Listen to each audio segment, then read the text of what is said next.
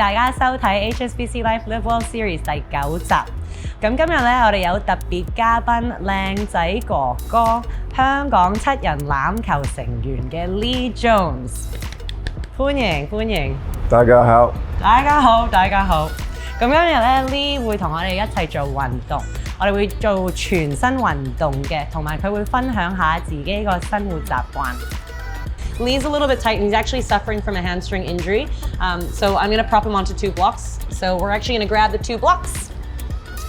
So for Lee and I, we're going to have different starting positions because he's more limited than I am. If you don't have blocks, again, roll up a towel, sit on a cushion, whatever you can to elevate your hips. But for Lee, we're going to put the 2 blocks next to each other and his bum's just going to sit down on here. So we're going to come into a pancake base. And now Lee is propped up onto 2 blocks there and I am not. So wherever you are with your hamstring flexibility and hip flexibility, if you find pinching, elevate your hips, okay? Don't try and force this position. Your toes are gonna point straight up. We're gonna start off with a rotation so that we start to lubricate the joint first. Now remember your hip, it sits like this where the hip socket is here and your thigh bone sits inside and we should be capable of rotating through the hip joint. So what we're gonna look to do here is I'm gonna place my hands one on each side of my thigh. So Lee's gonna do the same. Now, instead of leaning too far forward, that makes it a little bit too hard. So I'm gonna say, Lee, come onto your fingertips.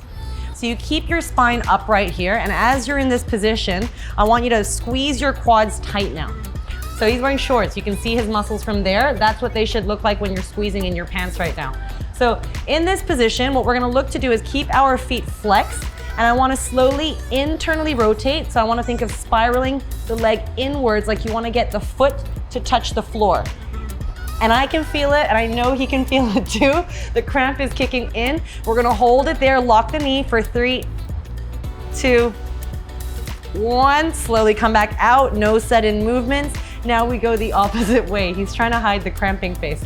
Close, and now pull the pinky toe down. So you squeeze the outer hip. Now keep the quad locked in for 3 more, 2 more. Lock the knee. Yep, 1. Come back out. Ooh, my butt's on fire. Small movements only, but they burn and they really, really open up that joint.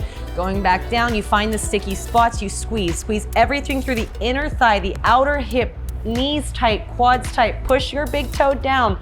I can see it through your socks. Push it down, push it down, push it down. Come back out. And other way, last one. All the way out, out. Squeeze it, squeeze the thighs, squeeze the thighs, squeeze the thighs. And relax. Yeah, good news. I gotta watch him for the next set. We're gonna go to the right leg. As he does his right leg now. Okay, so same thing here. Quads are active. The first thing we're gonna do is internal rotation. So his big toe is gonna spiral inwards. It's like I'm pushing over. I'm doing my magic trick. Pushing, pushing, pushing. The magic trick is frozen. Go more, go. Turn that knee, turn that knee, turn that knee. Good, and come back out. Then come back out, good. Spiraling from here, his hips stay on the block. His spine is tall, so fingertips on the floor. If you need to prop it up even further, turn more. You can always put it onto another platform. Turn, turn, turn, squeezing through the outer hip here. I want to feel more in through there. More, go more, go more. Yeah, there we go. And then back out. So what I'm looking for right now, of course I'm supervising, but I want to feel the outer hip muscles flicker so I know they're working really, really hard as you're trying to rotate. You're not just squeezing the muscles of your thigh, you're actually squeezing through the hip rotator muscles. So we're going to go back in again. Now in, really work the inner knee here. So VMOs are on, turn it, really turn this in. Turn this in. Don't move the leg. Pull it back out. There we go. Turn it in. Turn it in. Turn it in. You're almost there. Good. Keep your butt cheek down. Keep your butt cheek down. Push this back down. Good. And then come back out. Now, if you have big toes, you can't cheat. You have to keep your hip on the block. From there, come back down. Good. Rotate. Rotate. More. So I really want to think of my hands prying his leg over here. He needs to use his muscles to pull it over. Go for 3. Keep your left hip down.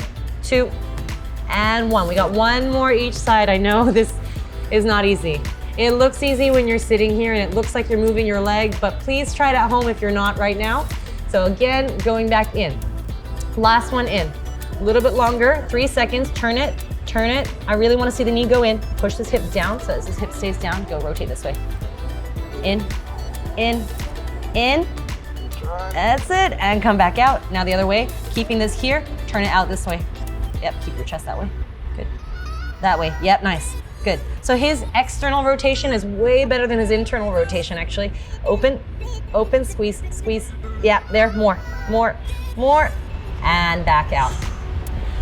And good. It's a workout. He's sweating. So we're gonna move on to the next exercise, same base.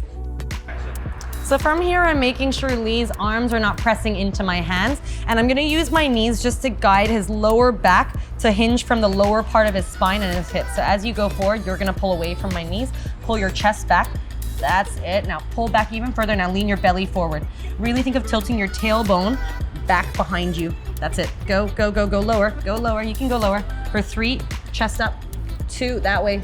1 more. Now squeeze your quads, squeeze your knees, everything drive down, squeeze your bum, come back up. Good. 2 more like that. Pull your toes out towards me. That's it. Stay in that externally rotated position, going down, elbows back. Hinge, down, 2, 3, 4. Hold. Take a deep breath in. When you think you can no longer go, exhale, go lower. That's it. Hold. 2, chest up. Squeeze your shoulder blades. 1 more. Inhale. Exhale. Go lower, go lower, go lower. Awesome work. Pull those elbows back, lower back. Hold, squeeze. Come back up, push against me. Good. 1 last one. Peel those elbows back as far as you can. Keep those shoulders open.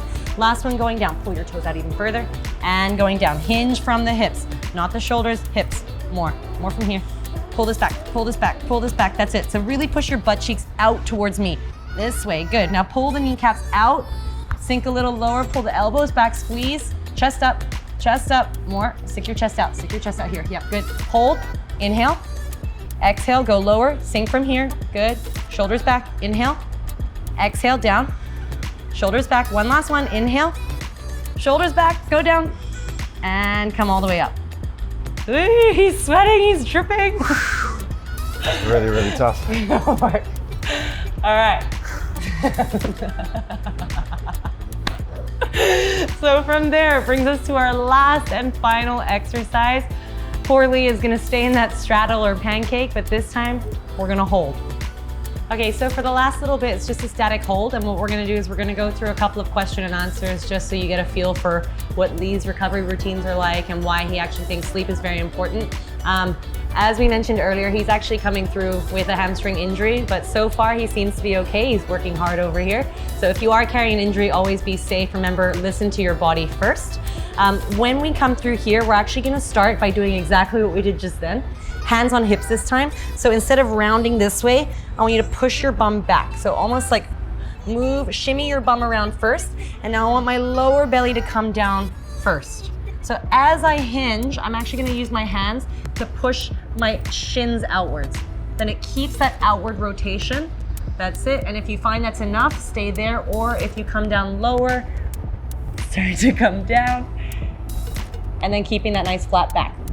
So as I stay in this position, I'm just gonna ask Lee a couple of questions. You can bring your hands in front if you want, as long as you can keep your toes out. So first things first, in terms of recovery, what have you done so far to help yourself with your hamstring injury? Okay, so probably the biggest thing I've done is rest. It's just staying off it and avoiding movements that cause me pain or discomfort.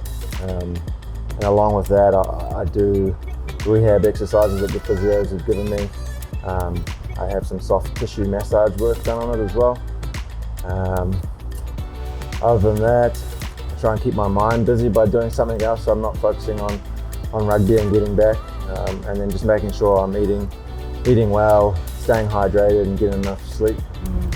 And so that's the big thing there, where you just mentioned so many different factors. You mentioned resting, sleeping, nutrition's another big thing, but pulling and also keeping your mind distracted. I think that's something that when we start to realize what holistic well-being is, to put all these factors into play and actually bring it all together.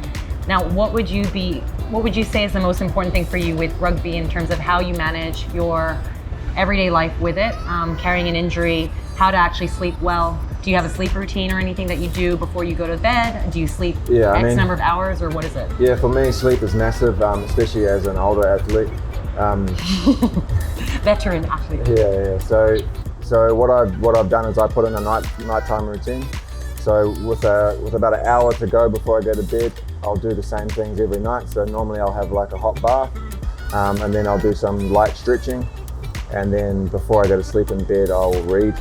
And then I try to go to sleep at the same time every night. And I try and wake up at the same time every morning. And that just programs my body into knowing that's the time when I should be asleep and relaxing. On top of that routine, I'll make sure that my room is dark and nice and cold as well. And of course, the part of making the room dark, another thing that goes hand in hand is minimizing my screen time, just so that my brain knows it's nighttime and knows it's time to go to sleep. Yes, I think on that, that's a big one. I think we're all consumed by technology and everyone is guilty of scrolling through their phone aimlessly. We've got technology, phones, tablets, all of the above. You watch TV before you sleep. Do you watch TV before you go to bed? Not directly before. I mean, I used to, but as I got more educated, I realized that it was affecting my quality of sleep. And so now I'll try and stop watching TV within about 2 hours of my bedtime. And the same with my phone.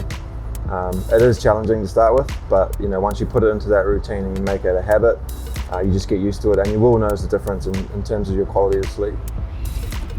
Just before I continue with the questions, we're going to slowly come out of that. I didn't forget, it's just a long hold. So we're going to continue our chat, just bringing your legs together. And good. So with that, in terms of nutrition, how do you see this as affecting your recovery? And do you have anything that you would, I guess what I want to try and ask is what would you propose to the average population as well, because not everyone is a professional athlete. What type of tips would you provide in terms of how to actually maintain this balance, but how to actually recover from not just injury, but from your everyday activities? With regards to nutrition? Well, nutrition and sleep.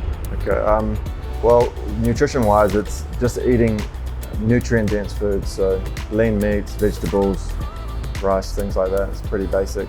And then making sure you stay hydrated, not having too much caffeine.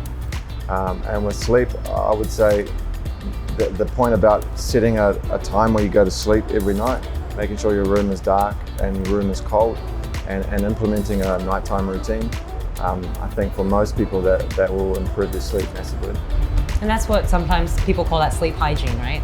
So that's I think that's one of those things that people just don't draw attention to. And when we live in a life, Hong Kong is one of those places where people don't sleep early. They sleep late and wake up late. But trying to rejig that, do you find that you see people on a regular basis, or maybe even family members who are guilty of doing that? Or do you find that? Of course. I mean, my family all go to bed late and wake up early, so they're not getting, I'd like to get a minimum of 7 hours, but I'm aiming for 9 hours every night.